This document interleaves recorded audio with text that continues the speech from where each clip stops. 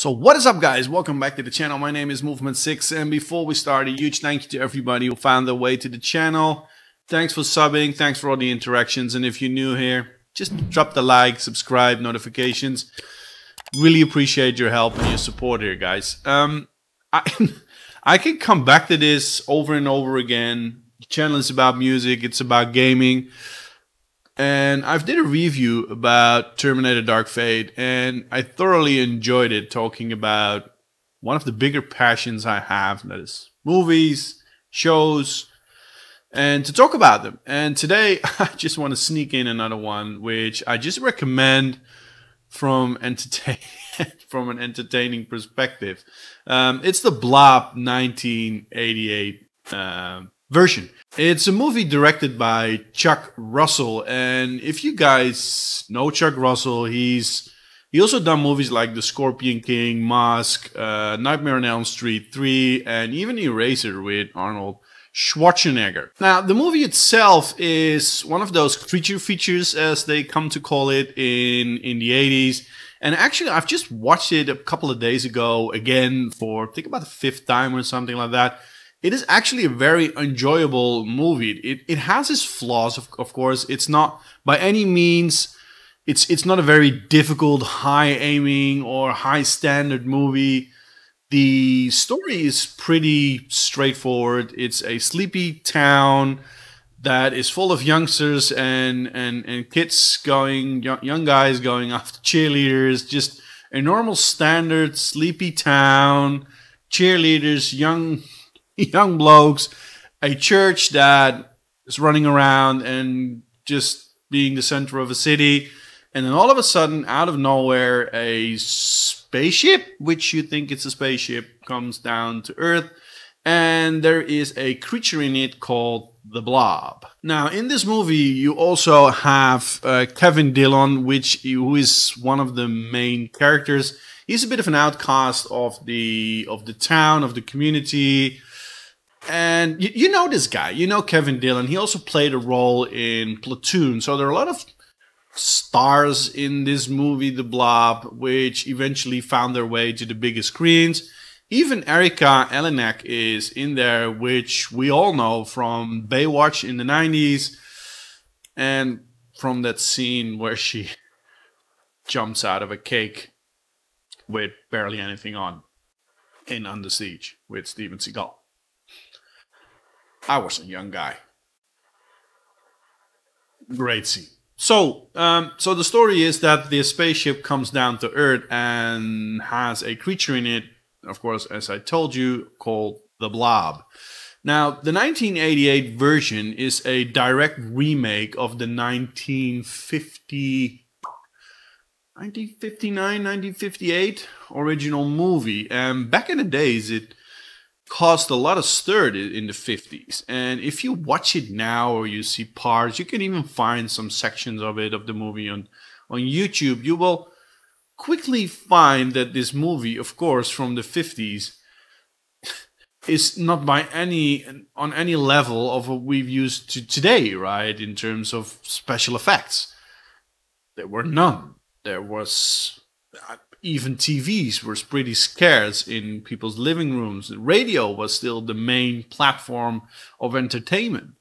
So, although the movie is quite laughable, it did cause the stir because it was fairly new to people back in the days. The horror genre being brought to the TV screen. So people were genuinely afraid of what they saw. Even in those times, they had a show on the radio, which was nothing more than a movie that was spoken by actors and broadcast over the radio, talking about aliens coming from Mars. And people actually thought that there was an invasion coming from Mars. So those things, those horror genres, science fictions, any way how it's been brought to you, was so new that people took it very seriously. Now, in 1988, they remade this movie, and by all means, it still holds up as a very enjoyable movie, a very enjoyable creature feature. It is a horror movie, of course, but it's It's a very entertaining horror movie. There are not really jump scares in there, but it's one of those 80s, just like The Evil Dead, Night of the Living Dead. You got the Blob. It's also in there with critters and maybe even a bit of gremlins. But I think this movie doesn't really aim for humor. It's a serious movie about a creature coming from space. At least that's what they make you think at the beginning. But if you watch the first few kills that this blob makes, it actually holds up pretty fine. And there's even a scene in there when a grown guy is being drawn or dragged through the washing sink. And that's actually quite fun to see. And the first kill, which is a homeless guy, when they find him in the hospital and they find him, then he's completely eaten from the waist up. And that actually looks pretty darn good. And there's no CGI. Everything is a puppet made, of course. So they made that pretty good. The only downside of this movie is maybe that they actually spoiled the great kills in the beginning. There are quite some kills in the beginning, and they're quite gruesome in the beginning as well. Even Erika Elenick, which I told you about, has a very small role. She doesn't even hardly say anything. It's very obvious what her role is. And she dies in a car, and that's over in a couple of minutes, her whole role in the movie. But the way she's killed is actually quite enjoyable to see. The sing scene is quite enjoyable. The woman in the phone booth is quite enjoyable to see. So, but that's also, I think, immediately the criticism of this movie is that they waste the entire great kills of this movie in the first half of the movie itself. There are still some great ones if you enjoy these horror movies later in the movie, but the more the movie progresses, the more it turns into a chase movie, right? There is a group of youngsters, including the main lead role, who run away from this blob in a search to stop it. So the first half of the movie is really concentrated on a creature that finds its way through this sleepy town, making the kills, and gradually people start to realize that something is wrong, right? So that is the biggest criticism, that the most of the kills are in the beginning. What is difficult to do for a director, of course, and that is something I really admire from this director, is that you need to make something scary that has got no brain or soul or eyes. It's not a living organism in the sense as we would identify with a living organism, right? If you watch Nightmare on Elm Street, Freddy is, as we identify it in our brains, a living organism, and therefore it has eyes, it talks, it walks, and therefore it's a bit more scary. If you look at other movies, they all seem to be alive to an extent. So that touches our fear a bit more. So it's pretty hard for a director to create fear from something that just moves on, but has no soul, no heart, no eyes, no ears, nothing. The only thing it seems to do is move on, and everything it touches, it destroys. Eventually, he does a very good job in giving that very scary feeling. You know, you're almost scared about something that's constantly moving forward, and you can't seem to run away from. Midway to the second act, it gets apparent on where this creature is coming from, and eventually, it is nothing more than a by the army created biological weapon in space that eventually, it's not really going in the direction they would hope for. And eventually the town is sealed off, and the army gets in, and then the movie gets a more serious tone. And I also think that this is the section where the worst acting of the whole movie is. There are some extra additional roles coming in from the scientists in the white suits, and that is far from believable in terms of the way it's acted. But on the other side, it's an 80s creature feature, and it serves just an entertaining, fun purpose. The movie's not long. It's 1 hour and 25 minutes, I believe, but you will actually have a fun ride watching it.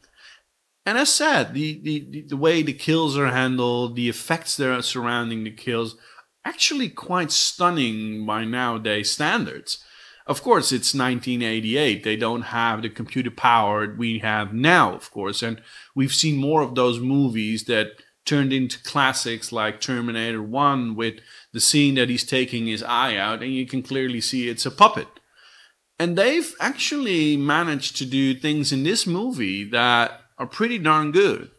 Even from a visual perspective, when the blob is on the ceiling and some guy's on the phone in the hospital and he looks up, it's actually quite well done in that sense. The thing that doesn't hold up is all the way at the end. That's where you see that they're trying to really make a very large and big ending, and that they need to rely on miniatures. And they try to mold that in with the normal life, and they also used, well, the green screens. It was still the early days of the green screens. We don't have the green screens we have now. Even I have a better green screen in my OBS with chroma key, of course. That doesn't really hold up, but it's also the charm of the movie from that time, right? It's at the end we were laughing on some instances on how they've done that, but you just need to think of yourself being in the 80s and seeing this movie for the first time. And I still think it holds up. I am a sucker for these movies. I love these movies. It's pioneering all the way on finding new ways to bring these scary things to the screen and make it look believable. And I think they've done a really good job, and I could highly recommend it to everybody to watch The Blob from 1988. If you haven't seen it yet, I can highly recommend this movie, because eventually you will enjoy the first 50% of the movie as being very believable in the sense that it holds up in terms of visual effects. The midsection, the second act of the movie, is nothing more than a chasing part with some kills. It's fine. And then eventually the army is introduced, which has some flaws, but you know, it's fine. As I told you, it's the charm of the movie. And also in the last section where they run into the church to find shelter, there are some great kills in there, which are actually fun to watch. And at the end, you are being treated to, I think, together with RoboCop and Terminator.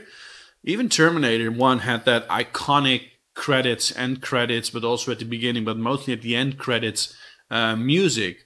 The Blob also has a fantastic end credits theme song, as I've come to call it. It's Alien with Brave New Love, and it's just a freaking good song. It's a track I've really enjoyed. I've got it on my Spotify and on my Apple Music or whatever I have. Play it a lot. I like this music. It's a really classic 80s rock theme with some reverb on the voice, some reverb on the guitar, but gives that very bold, big sound. And I just check it out. Alien, Brave New Love. So guys, for me, this movie actually deserves a B. And that's not by any means because the movie is so freaking great. I think the movie deserves a B because it does exactly what it needs to do. It's an entertaining movie. If you love the horror genre and especially the creature features like Critters or Evil Dead, even with those kind of movies, then you will thoroughly enjoy this movie. It's a good laugh, it's a good fun, it's a good ride.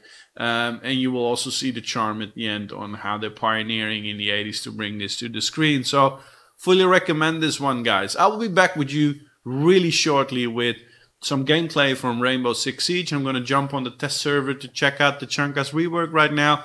And I'll be back with you guys shortly on some news for PlayStation 5 and Xbox Series X. Back to the madness, guys!